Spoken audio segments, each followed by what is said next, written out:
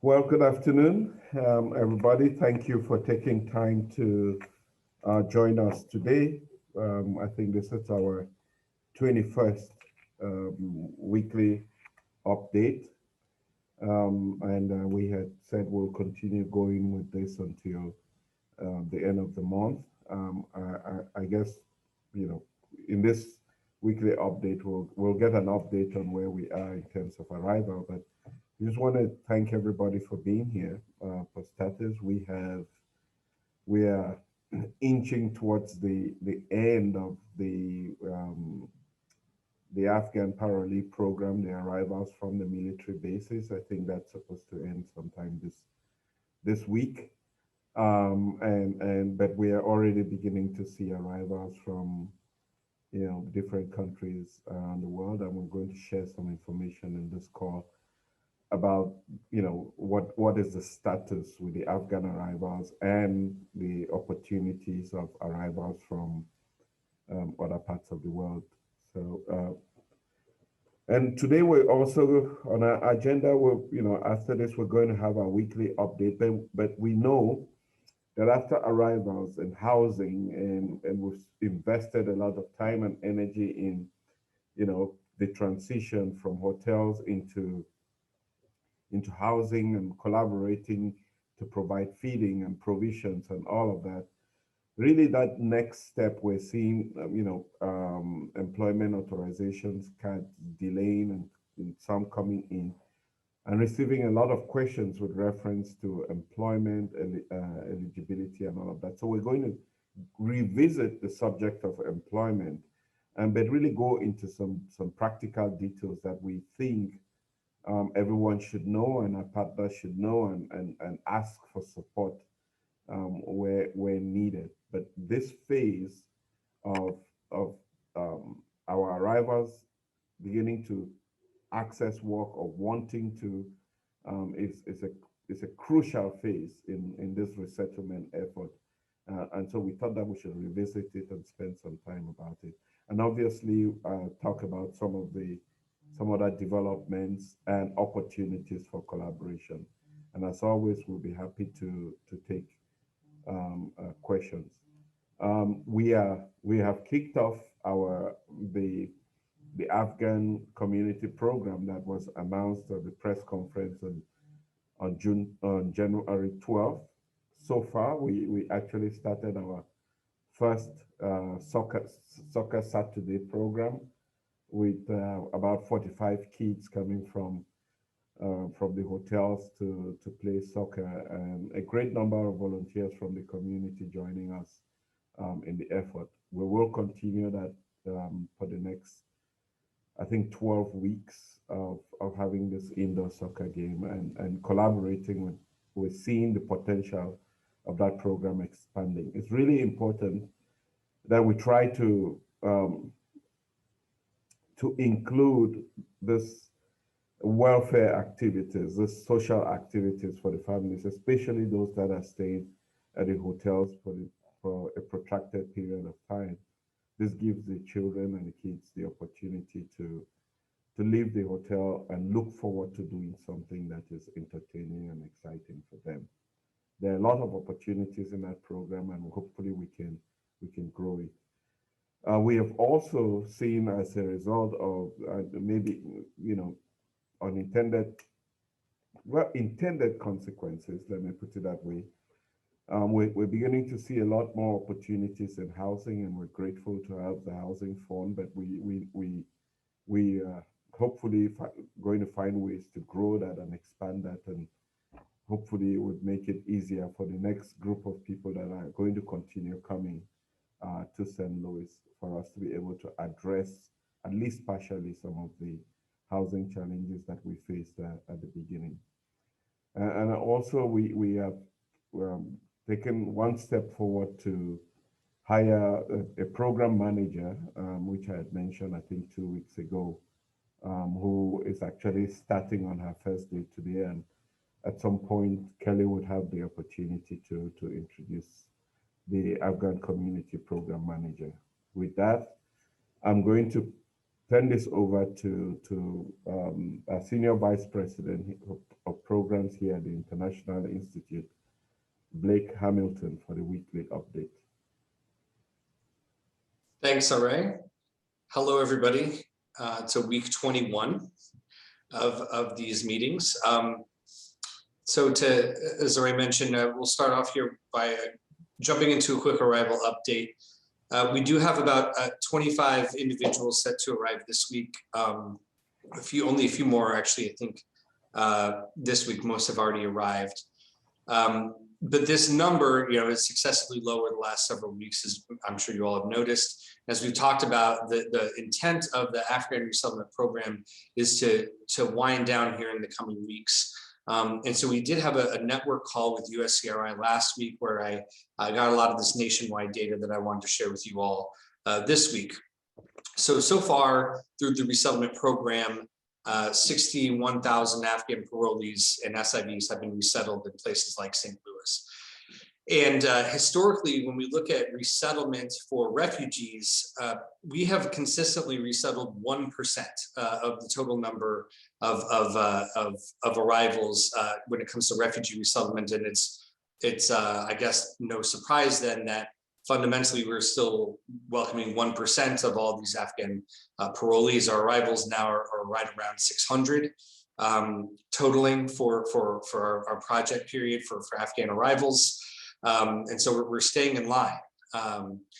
There are, however, 3,200 folks still remaining on bases at Fort McCoy and Fort Dix. Primarily, the other base locations at this point have been closed.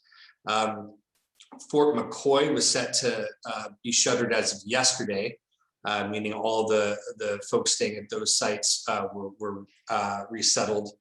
And Fort Dix is scheduled to close the 19th, which would fundamentally mean the 19th would be our last travel day for APA cases coming into St. Louis. I think that there's probably a little leeway on that, but we do know that this program is effectively wrapping, and as we keep saying, that is not going to mean that the tap will turn off in terms of new arrivals. We'll see more SIVs. There will be overseas processing as well. And that's a point that they wanted us to help convey to communities, is that there are still many folks who are on bases abroad who are still under processing who will be coming to the US directly from overseas. So the arrangement at military bases domestically was really an emergency response to the evacuation. Though folks that have been evacuated subsequently have not been brought straight to military bases in the US, but rather are staying on bases abroad for vetting. They do say that load of folks who are overseas will begin to be processed for resettlement in March, so that we will see the 3,500 will begin to be resettled in places like St. Louis over 3 to 5 months beginning in March. They're also going to be reviewing and processing Afghans as refugees at that point, as opposed to parolees. And this will really occur beginning in Doha, where many folks who have potential refugee claims are staying right now. That processing will be happening for refugees. Likewise, we'll start to see SIV arrivals directly from overseas as well. They are expecting about 2,000 Afghans, SIVs, parolees, refugees, this combination. They do expect to see an additional 2,000 folks a month resettled for the rest of the federal fiscal year. And they're guessing that that's going to start out slow, March and April, maybe only 300 a month, and then ramp up to 1,000, and then hopefully get up to that 2,000 number once additional processing is able to occur overseas. The big challenge is staffing overseas to process the number of claims that there are.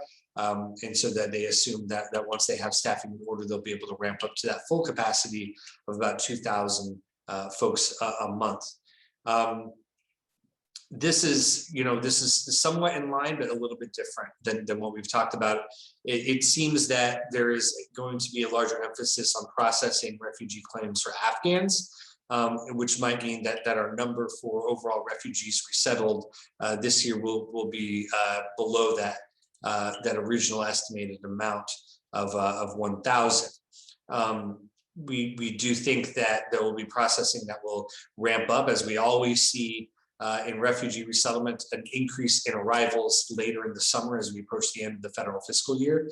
Usually August and September are very busy months for us, and it sounds to me like that's the intent again this time around, that they'll be wrapping up to full capacity for resettlement in the last months of the federal fiscal year, which could mean a fairly large rush for us. I don't think it's going to look quite as busy as it did in November and December, but we do expect another rush again at the end of the federal fiscal year. An update pertaining to housing. We have moved several cases this week and are expecting to move some more. We have moved 2 cases of 5 and a case of 7 already this week, and another case of 5 and a single case moving out tomorrow. We are, as Ray said, the efforts of this group and many around this table in connecting us to landlords and property management firms has begun to pay off, where we're seeing a lot more housing on offer to us, available to meet our clients' needs, and we're very thankful of the work of everybody around this table and helping procure those opportunities for our new arrivals. The next challenge for us here is ensuring that we have enough available volunteers to help us with the volume of setups that we can do. With more apartments available, we need more volunteers to assist with these setups on a regular basis. And I've included on the presentation here a link to our volunteer local page for folks that have already gone through background checks and screening. This is a great way to get connected to us.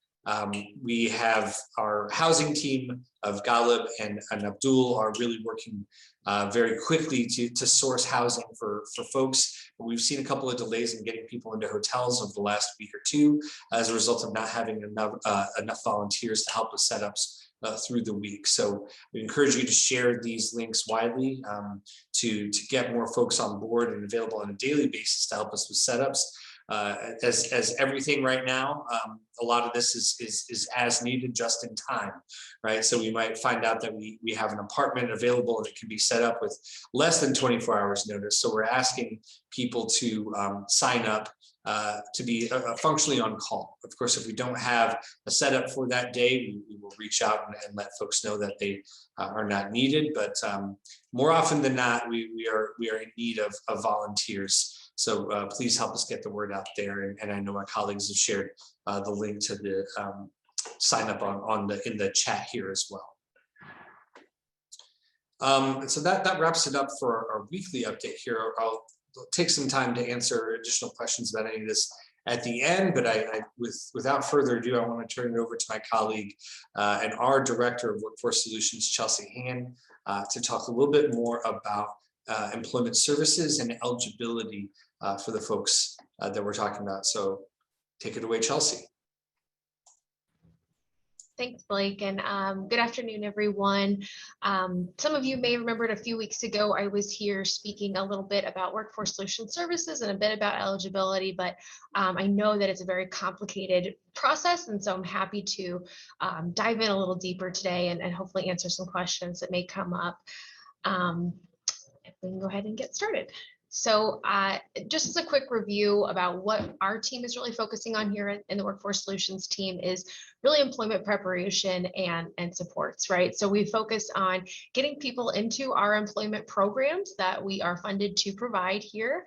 And through that, often referring to our job readiness class, which provides a baseline foundation on workforce norms, rights, responsibilities of workers in the U.S., just to give folks kind of a general overview of the important aspects of working here in the U.S. We then also offer interview practice ahead of any next steps to kind of familiarize folks with that process and to give them a little bit of confidence and preparation in terms of what could come next. Our team also assists with job search and screening and referral, which is a huge part of that's my light of what works of the work that my team is doing. beyond just talking about different types of jobs and what might be a good fit, and referring to the employer partners that we have cultivated over the years, we also are kind of keeping a helping hand to that entire process. So screening and vetting and referring individuals, assisting with applications and resumes, setting up interviews, transporting the interviews if needed, and then otherwise overall general coordination, helping clients understand exactly what's needed for the first day, helping with paperwork, helping to access pre-employment requirements that might be required for specific positions, and then ensuring that they can start the job and become self-sufficient in that way. This requires a lot of coaching and support through that process. And so we're there to help kind of mitigate the challenges and the lack of understanding, and to help support folks with this very complex process of working in the U.S. Our team works with everyone, really. When I say everyone that's work authorized. Yes, we are working with our newest individuals of Afghan humanitarian parolees, also refugees, asylees, SIVs, but we're also working with individuals that have been here and still require a little bit of assistance or guidance through this process. We can also work with work authorized immigrants, so individuals that are coming through different channels to the U.S. and that may not have other resources or support for services. We do work with folks, so we do ask that they be enrolled into our workforce programs that we do offer, and so those do require assessments and intake and preparation ahead of just jumping into job preparation or jumping into referral to job. We do say that folks are not required to enroll in our, with a workforce team or to connect for job placement services. Everyone has the right to choose if they'd like to receive this service or not.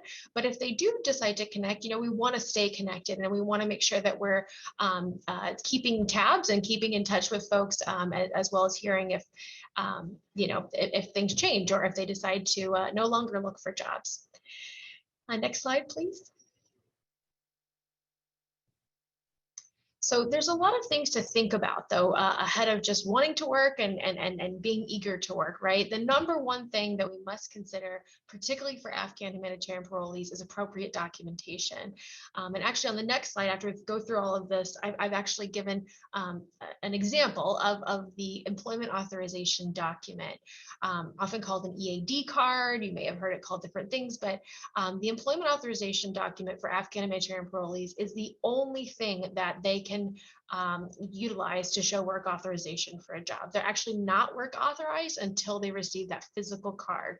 So this has been a major source of frustration for individuals and for our team, to be honest, as we know that many folks have applied, some are delayed, some folks are getting them though rather quickly, maybe a week or two after arrival. So it really just depends, and it is a very complex and convoluted process that we are trying to help folks navigate through. Refugees and other individuals that we're serving can show, like any of us, other documents to prove their work authorization on the Form I-9 when they start a new job. But for Afghan humanitarian parolees, they really are limited to that employment authorization document. Social Security cards are another thing we hear quite often, and clients are very concerned about.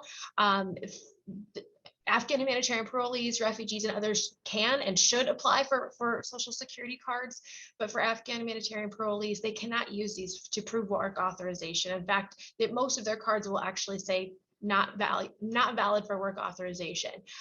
So while they can't use it for work authorization, they do still need to apply, and their employer will still need it. But that's not actually the green light to start working necessarily, as is the employment authorization document. So documentation is the most important thing that we have to consider.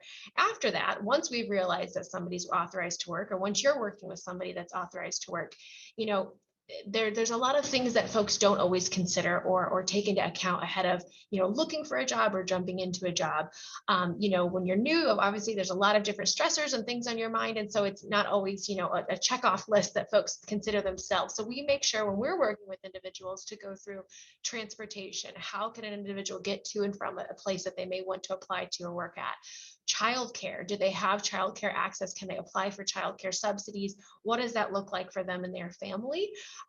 Types of work, right? There's different levels of physicality, there's different levels of communication, especially in English, there's technology needs, there's all sorts of things that certain roles really require that folks may not realize, because in another country, that type of role didn't have those requirements, right? So thinking about the type of work hours, not just the shift times, but really, are they fixed? Are they varied? Do they need to work mornings some days, afternoons other days? Do they know about what that would look like? Again, shift times, this is kind of similar within that. Language requirements, religious requirements, and physical requirements, right? Many individuals are coming from countries where production and things may shut down during certain parts of the year to accommodate certain religious groups, and that doesn't happen here in the US necessarily, or to all religious groups. And so, understanding what the requirements might be in terms of attendance, or what languages are, levels are required at different positions.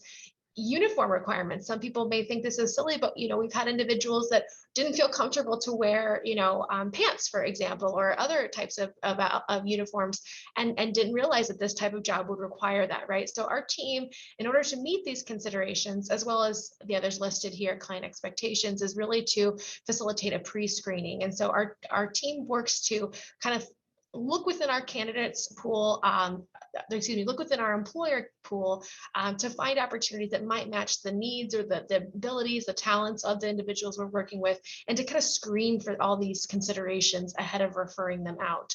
And this is typically conducted by our job developer, and they with the client make the final consideration if this is a good fit for them. The outcome is that our employer partners are very much thankful and grateful, and really have stuck with us through these many years because of this process.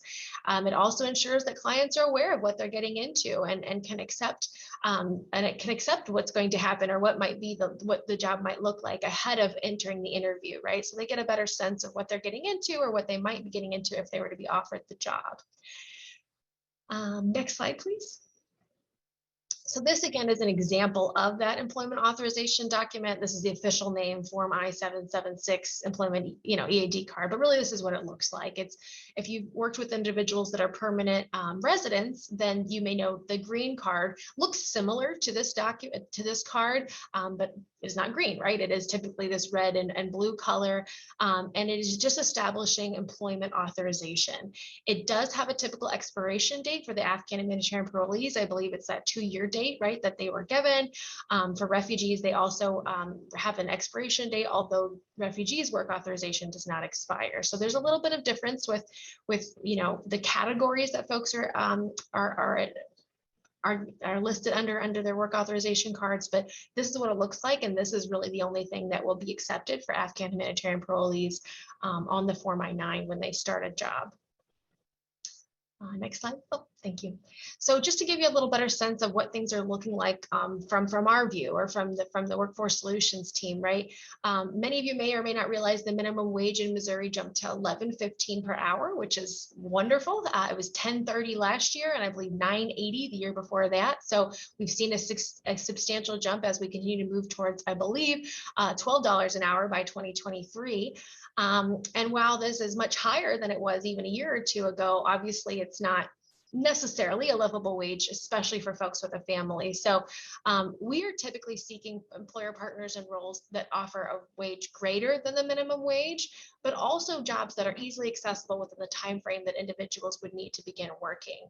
So traditionally and ongoing, these roles tend to look like positions within the light and heavy manufacturing sector, packaging sector, some handiwork or skilled labor, maintenance type of roles.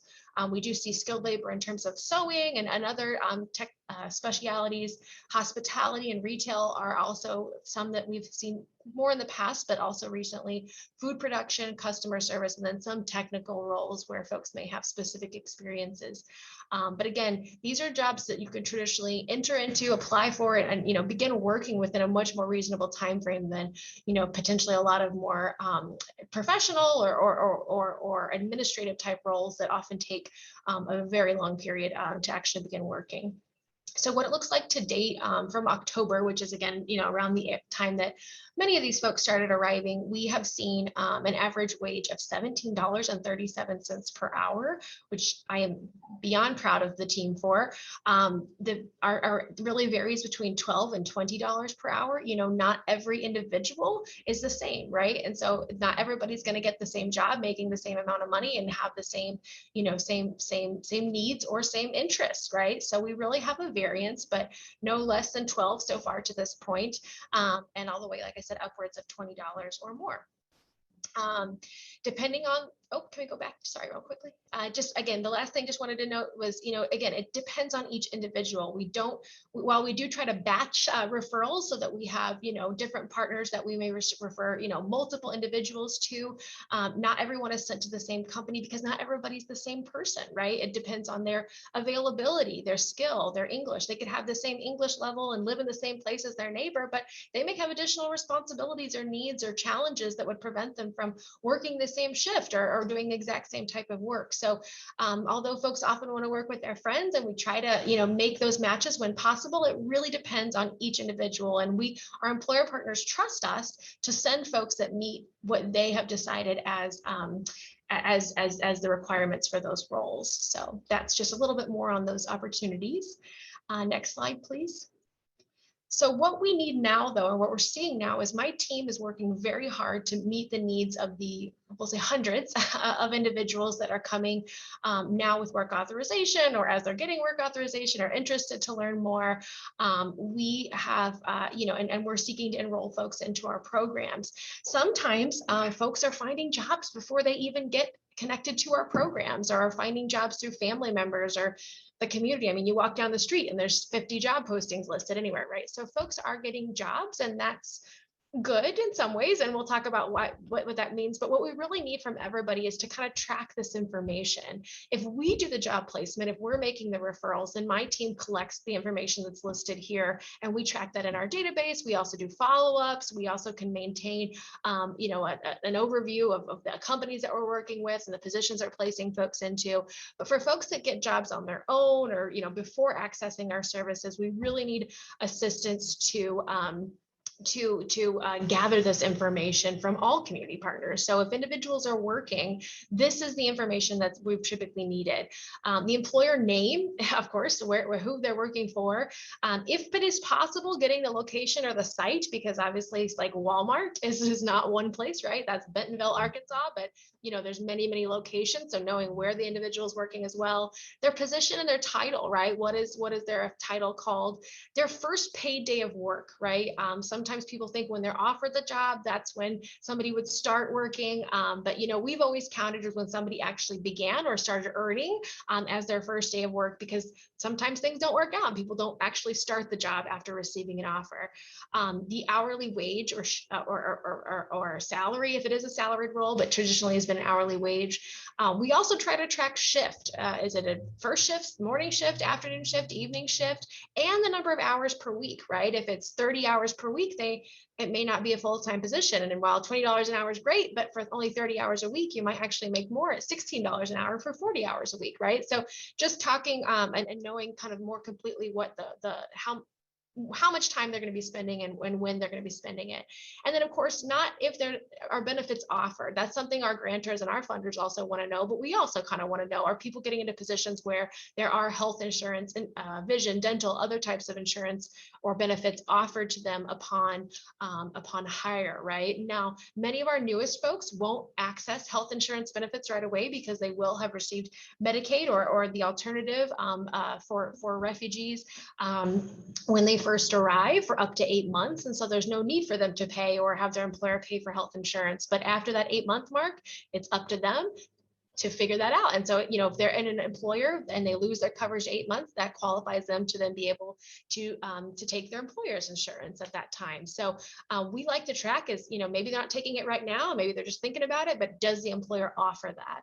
So this is the job placement information that we track and that we would ask, and we are asking everyone to kind of help us gather, especially for folks that, are finding things on their own, which again, can be good, but also need to kind of get a better sense of where people are ending up. And then also if people are getting jobs and they're finding part-time jobs, or they're finding things that aren't offering benefits, or employers are not maybe reporting all the things that they should, this is where we can also say, hey, we saw this, please come talk to us, and maybe we can talk about something else that would be a better fit for you or help you get connected down the road if they have that interest or need. And so if we go to the next slide, please. So these are things that my team has heard me preached for years and that I think are just really important things that we all should keep in mind. Individuals are very motivated. Like I said, sometimes they find work on their own, sometimes they're finding work through friends or other connections. And again, that's not a bad thing. But finding a job quickly is good. Rushing into a job is not, right?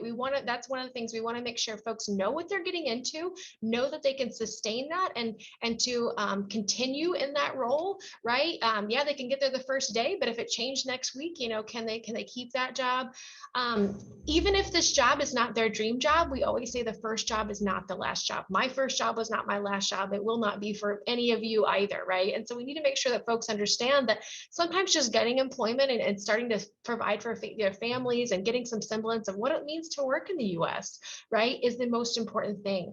And nobody's going to think less of them if they take something that's not their initial dream first off. And if they are hired, they should commit to working, right? Even short term. It doesn't bode well for employer partnerships that we have if people take a job and then leave after 1 month. But we do know that folks need to grow and to move on. And so we often recommend, stay at least 6 months, in some cases, at least even 3 months, right? To really build your experience and your credibility, and also to, not shortchange the employer or yourself, right? And your resume as you go forward. So if you're going to take a job, think about it. Are you going to accept to working there, more than, a couple weeks or something? And, because then that also causes tension and bad feelings, right? In terms of hiring this group or foreign-born individuals, sometimes even at companies within that. Experience is necessary, right? Like I said, obviously, if they're from a professional or skilled background, finding something in their field initially is the ideal. But that's not always possible, right? What is better is to not have big gaps on your resume. And so having some experience, whether it's, completely related or totally unrelated, is necessary. And an employer would value, skills and experience of working in the US over large gaps and holding out for the specific position. I always say all types of jobs can be good jobs, right? I think clients often think and individuals think if it doesn't pay this amount of money, or I don't, get to be a cashier, it's not a good job, right? But talking about how every job can give you the skills and help you to grow your own professionally here in the US, as well as some jobs that maybe are looked down upon or folks don't consider are some of the highest paid jobs, right? And that folks may not realize that these are really good opportunities for. So we don't say this is a good job or a bad job. This is a good fit for you. This is not a great fit for you, but there's no such thing as there's different types of good jobs.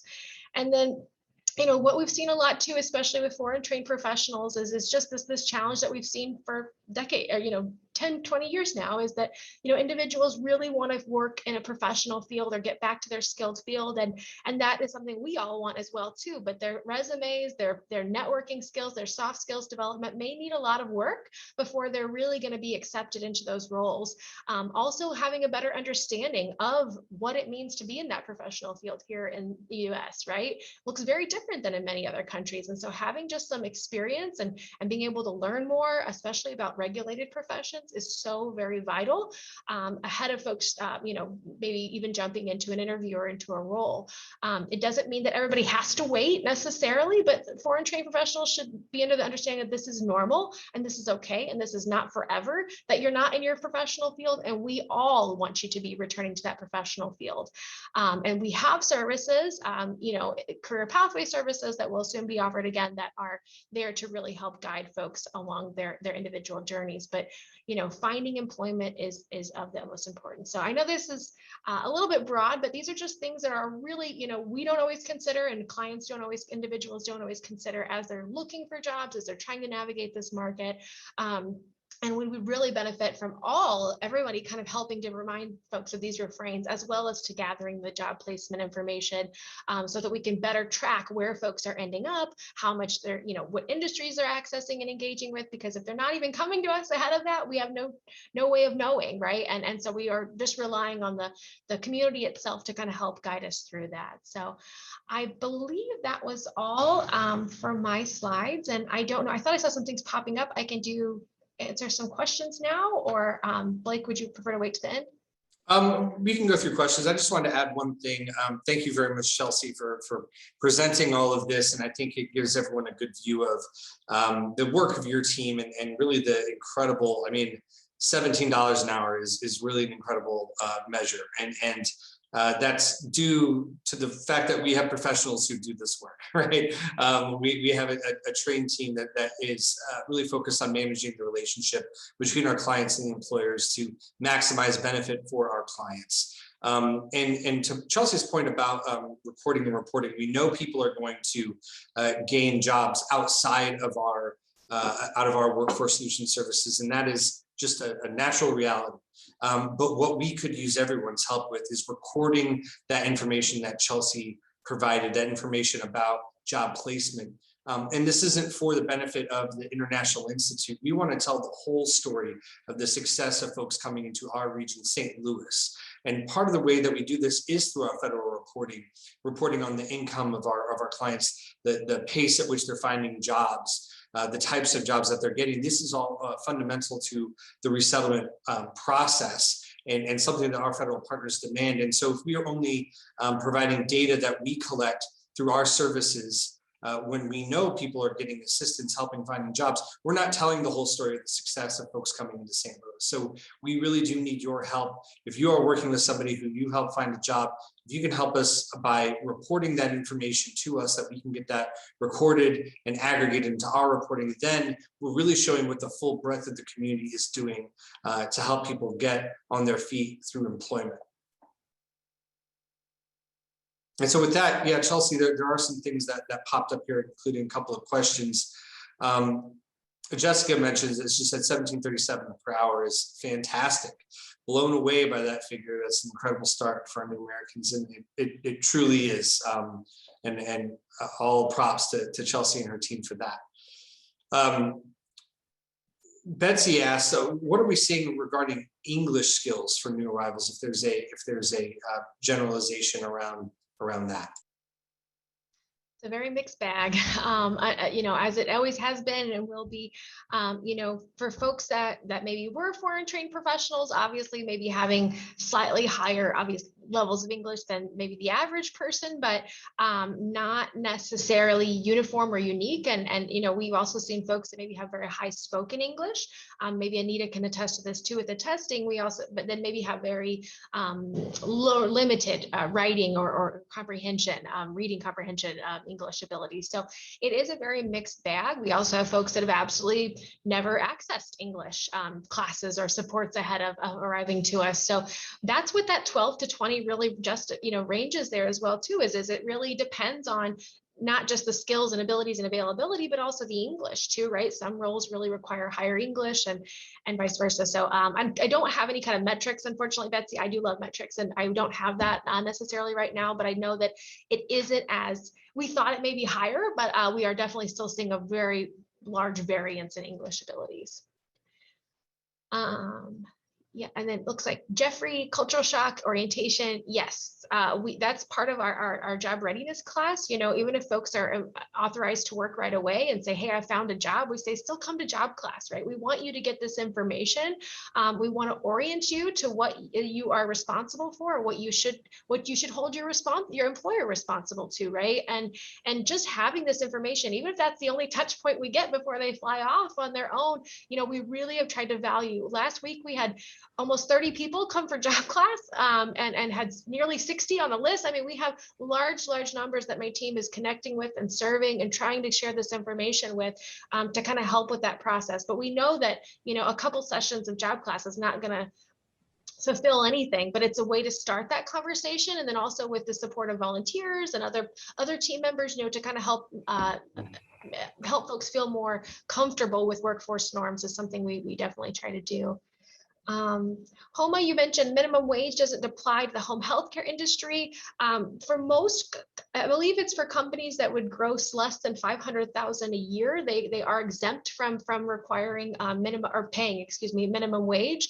But many of the employers we work with, even if they are could theoretically be under that. It's just not really sustainable, especially for an individual with a family or even on their own, just starting off, to be paid less than minimum wage. So we try to steer away from that, but we do educate our clients to understand that this is the time. This is the only exception of when you could be paid less than minimum wage, or if you're in a tipped position like a server or other hospitality role. But we ourselves try to steer away from that. Emily mentioned, are there issues with work authorization due to lack of legal support or due to federal processing time? What we've seen predominantly for the folks, many of the folks that have not received their EADs have applied or have told us that they've applied while on base. So it's more of a processing issue to my knowledge. Blake and Ariel may have additional information on that, but we have not really, there's not really clear indications of why some folks are so delayed and why others who maybe have been on the same base, right, are receiving their cards much more quickly. So this has been a pet project of mine, is looking into EADs and the frequency at which they arrive, but there's really no trends that I can note to this point. Yeah, it is about federal processing time fundamentally. Before folks arrive, they 90% of the time they've completed already an application for federal work authorization, and so they're waiting on processing. And that delay in processing is the delay in having the cards. The applications 9 times out of 10 have already been submitted long ago. Those cards then get mailed to us for distribution to clients. Our address is their address until they get into permanent housing. And so once we get those, we turn those over to our clients as quickly as we can. The challenge is the administrative processing at the federal level.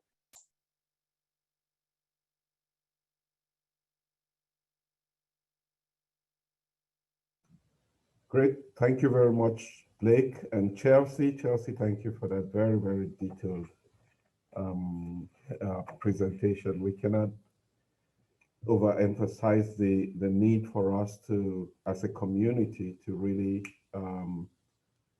tell a true story of what we are doing together, and that's why we thought we should insist on this. And just the number of questions that we've been getting from people about how the employment process is going, and we wanted to provide a lot more information with reference to that. One of the questions that keeps repeating itself, and I know you touched on this, Chelsea, is what particular fields or areas of employment are we seeing in terms of trends? And I know you highlighted some of those, but do you want to touch on that a little bit, if you're in any position to give those statistics? Sure. This is unprecedented times. In my nearly 8 years here at the International Institute, have I never seen the interest and willingness of employers to be eager to hire our clients as they are now. But that's really due to, in part, to a lot of factors, right? No small part to the economy at this time. We have traditionally seen, like I said, manufacturing, especially in the last few years, as being one of the biggest areas, whether that's food production or other types of light or heavy industrial manufacturing. And really, this is because these are much more steady and sustainable wage roles.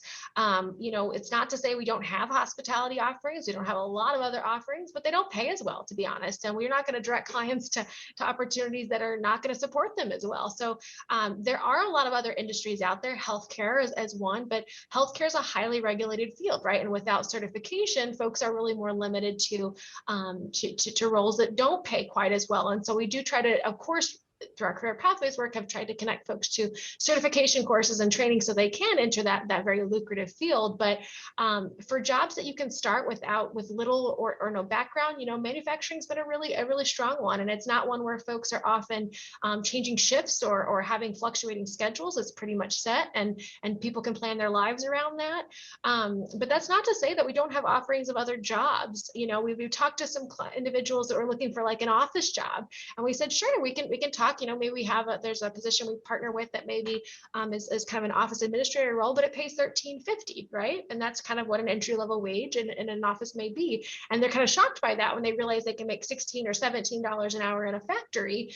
And so it's not always, sometimes it's about the type of role and folks want to do that and they want to get in that field. Of course they can, but they just need to understand that, wages aren't always the same. And if wage and starting to support yourself and your family is your utmost priority, we're going to try to find something that is the best fit for you based on your qualifications. So I wouldn't say that that's the only thing. That's definitely not the only types of jobs that we have offered, but really those are tend to be the most well-paying and really of most interest to clients. And we're seeing a lot more interest and ways to be more ingenuitive from employers now than we ever have in terms of transportation or other adjustments. And so that's been really working well.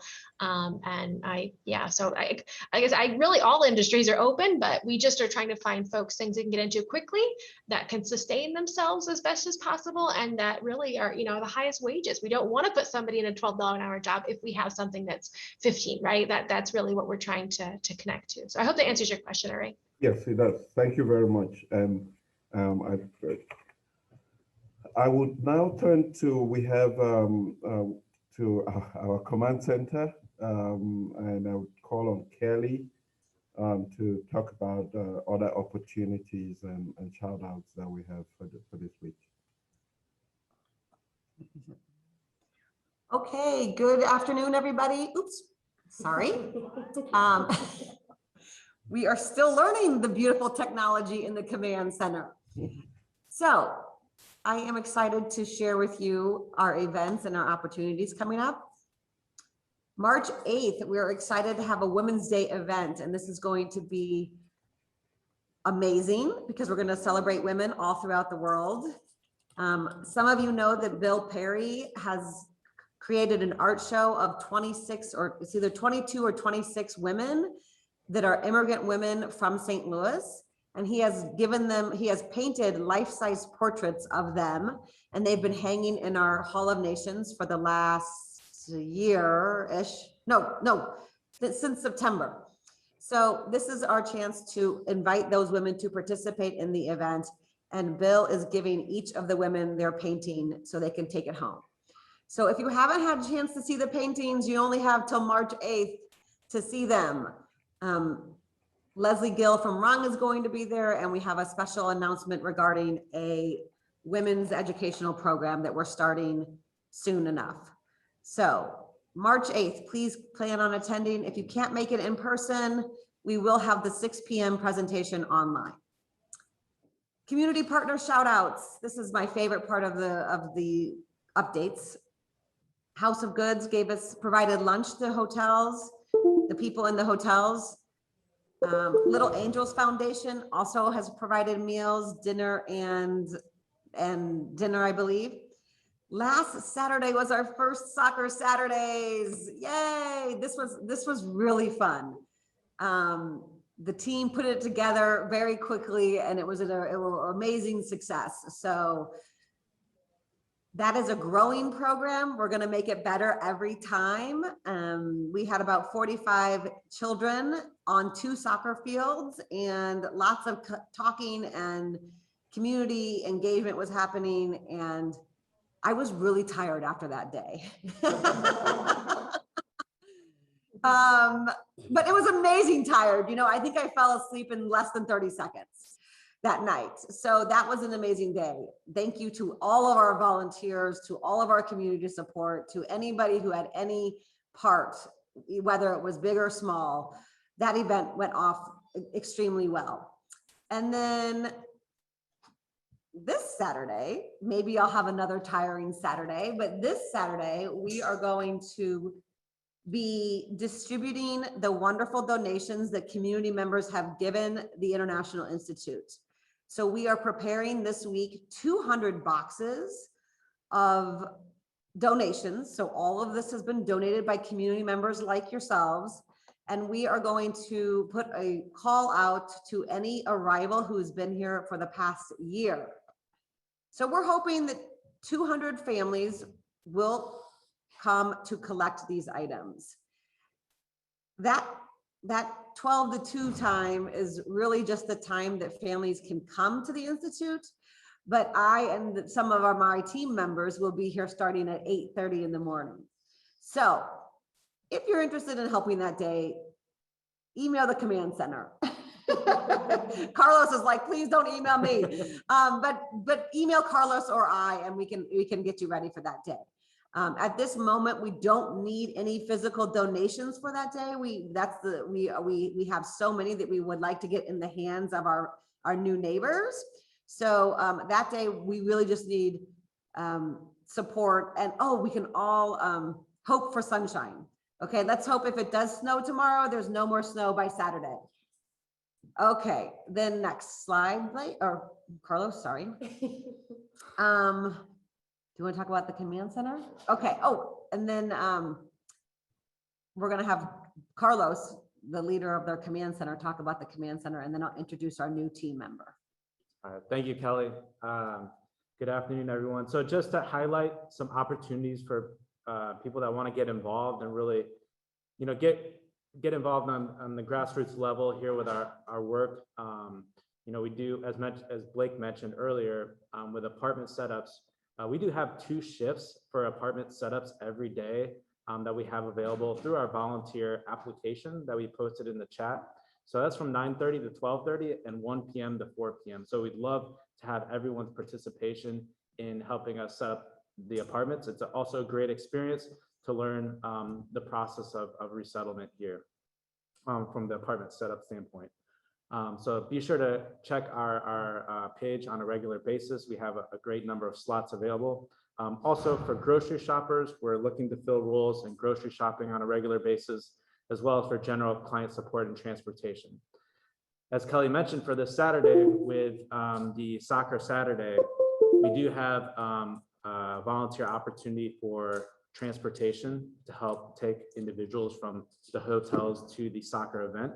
And that's under our general client support and transportation column for this Saturday specifically. So we'd love to have a lot of community support and sign up for that. And then of course, we're going through a lot of grocery gift cards and quarters at the hotels to provide Schnucks cards to the new arrivals who are still staying at the hotels. So lots of organizations have stepped forward and have contributed grocery gift cards to support our new arrivals. We go through about $6,000 to $7,000 a week in grocery cards. So there's a really big need there that we'd love additional support, and also quarters for individuals to use the laundry services there if you're interested in doing a change campaign. So thank you guys, and I'll turn it back over to Kelly. Okay. We have some great news. I had to pause for a minute because I wanted to present this well, but today we have Moji, who is our new Afghan Community Support Program Manager. Let's see if she can come over. Oh, this is not, Carlos just has a new view of the command center. So here she is. Here's our new hire for today. She's going to be helping us. So the team is growing. We also have Malik. Get over here, Malik. The command center, if you have not been to the command center, I invite you, please come. This is Malik. He's also with the command center, and these 2 individuals are just going to help Carlos, Najib, and I, and Blake, and Array, and the team succeed in welcoming our neighbors. Right, guys? So please, this is my chance to invite you to this beautiful center. We have our partners' names on the wall, and Carlos and I have a goal of adorning the entire building with your names. So please come to the command center. Please reach out to us, Moji, Malik. We won't flood their emails just yet, but maybe next week you can start emailing them. At this point, just email Carlos and I and Blake and Array, and then next week these guys will get more emails. Thank you. Nice to meet everybody. Thank you. Thank you very much. Thank you very much, Kelly, and welcome to Moji and Manny. I want to thank you all for being patient with us. I underline the use of the word patient because we have been we're really under tremendous pressure in the last 4 months with all the work that with leaning on you, counting on you, and it has been what has taken us through these challenging times. It's not over because even though arrivals are slowing down, we still have people in hotels. We're still going to be having arrivals. We're still going to be faced with the same challenges, but also the same opportunities as a community to really position St. Louis as welcoming, and hopefully we begin to see the evidence in all the work that we've done with people coming from other parts of the United States to settle and work here in St. Louis and make our experience here even richer with their culture. So thank you all for your time, your support, your patience. Next week would be our 22nd week in this endeavor, and we would have more updates for you. Until then, have a wonderful week ahead and weekend to come. We'll talk to you next week.